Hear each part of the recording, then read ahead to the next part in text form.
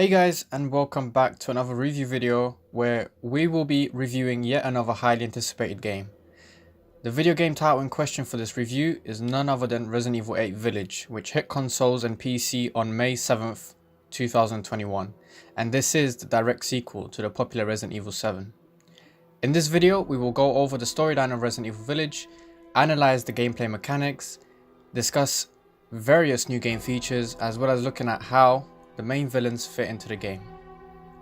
Everything discussed in this video beyond this point will contain spoilers, so if you're still waiting to play the game and don't want to know how the plot of the game unfolds, then maybe it is time to turn away. The story of Resident Evil Village takes place several years after the horrific events which unfolded in Resident Evil 7, where we were introduced to a new cast of characters in the Resident Evil universe with Ethan Winters and Mia, both of which were playable characters in the previous game. In the opening chapter of the present game, we find Ethan and Mia Winters, who have now settled down in a new home, got married, and also have a baby on their hands called Rose, which suggests that the couple have made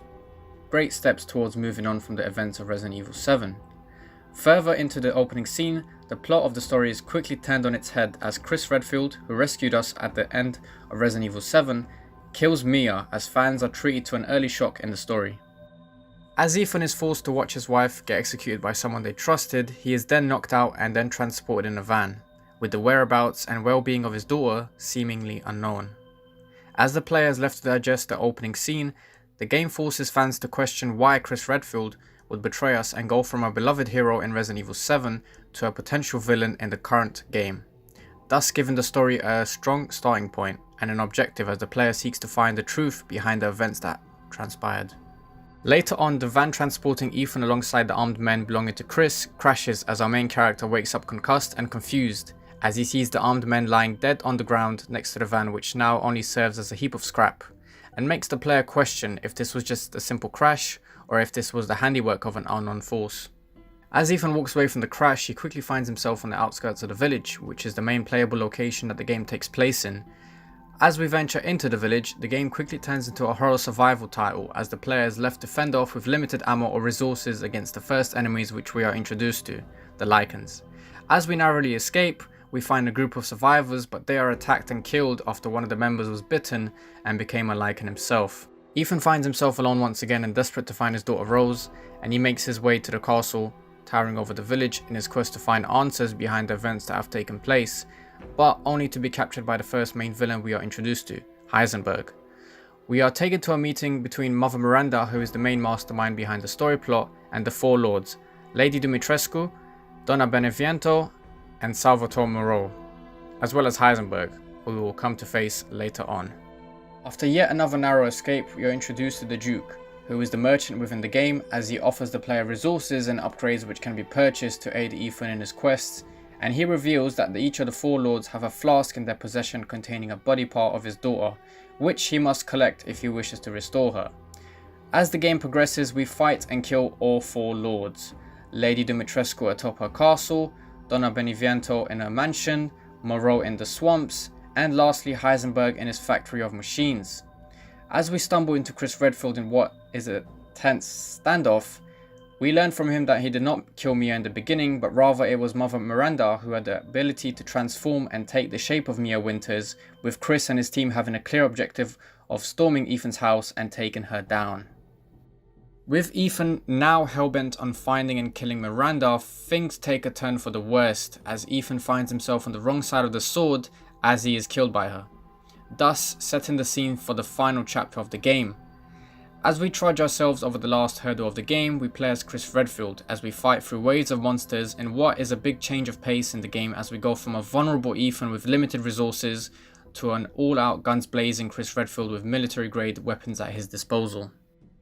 Chris successfully plants a bomb on the Megamycete, which is the source of Mother Miranda's power, and we switch over to dear Ethan, who is somehow still alive despite having his heart ripped out, as we learn that in fact he died in the beginning of Resident Evil 7, and has ever since been infected with the mold, which has been keeping his body alive and providing him with impressive regenerative abilities.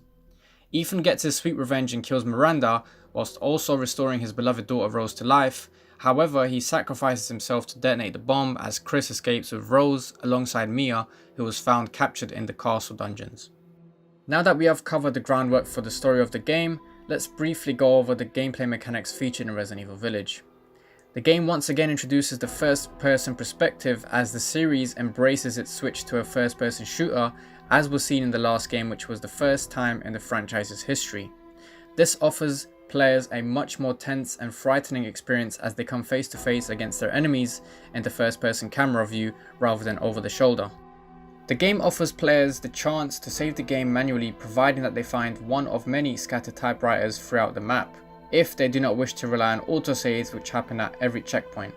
The merchant also makes a special return for the first time since Resident Evil 4, although it isn't the same person. This is the Duke, and he allows the player to purchase weapons, upgrades and resources, which are essential for Ethan to keep up with the ever-growing span of enemies he comes face to face with throughout the game.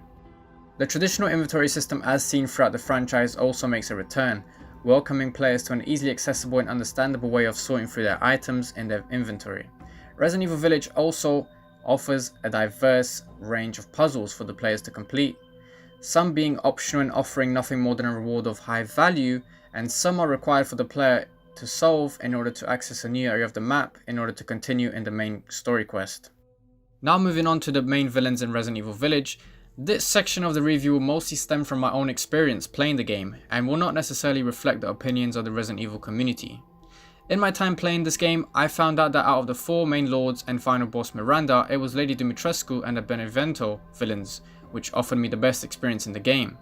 Lady D has several encounters with you in the game, which offers the players the iconic Mr. X and Nemesis experience from Resident Evil 2 and 3 Remake, as you are constantly chased and are constantly kept on your toes as you try to maneuver the corridors, not knowing if she'll pop out of the next door that you open. Similarly, Lady Benevento makes the player hallucinate in her mansion, causing you to see several apparitions appear before your eyes, with the most horrifying part of the game coming from the cellar of the mansion, as an unborn baby chases you throughout the narrow corridors. The other 2 lords, Heisenberg and Moreau, as well as the final boss Miranda, offer nothing more than just typical boss fights, unfortunately, with the player having limited interaction with them throughout the game. Overall, the game offers a true first-person shooter horror thriller experience, as players go from battling Lycans to roaming the long corridors of House Dimitrescu, only to stumble on Her Majesty Lady D herself, as the game always keeps you on your toes. Resident Evil Village also offers players the chance to choose their battles wisely when it comes to common enemies, as you can slip past them sometimes if your ammo count is low, but with each enemy dropping loot upon death, there is a counterbalance to make players think twice before choosing to run away rather than fight. There is a sense of progression that you feel in the game, as you go from a vulnerable Ethan wielding just a pistol in the beginning to having a wide arsenal of weapons later on, as the game rewards you for gathering valuable items from puzzles and enemies, as you can sell them to purchase new weapons.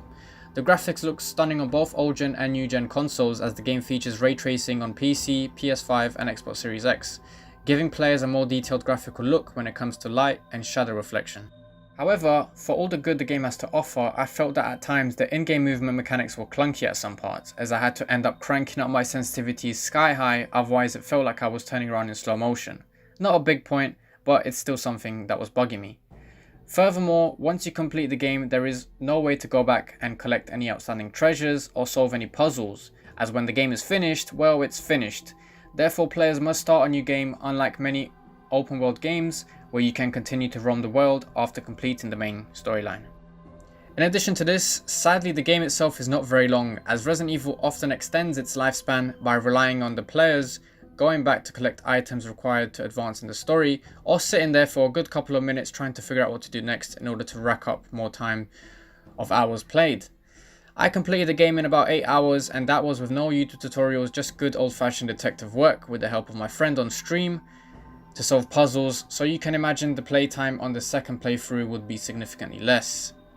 Well, that's it for this review, guys. Let me know what you guys think about the game if you've played it, and whether you guys will be picking this up at some point in the future. But thank you guys for watching, and I'll see you in the next one. Peace. Bullets cannot harm.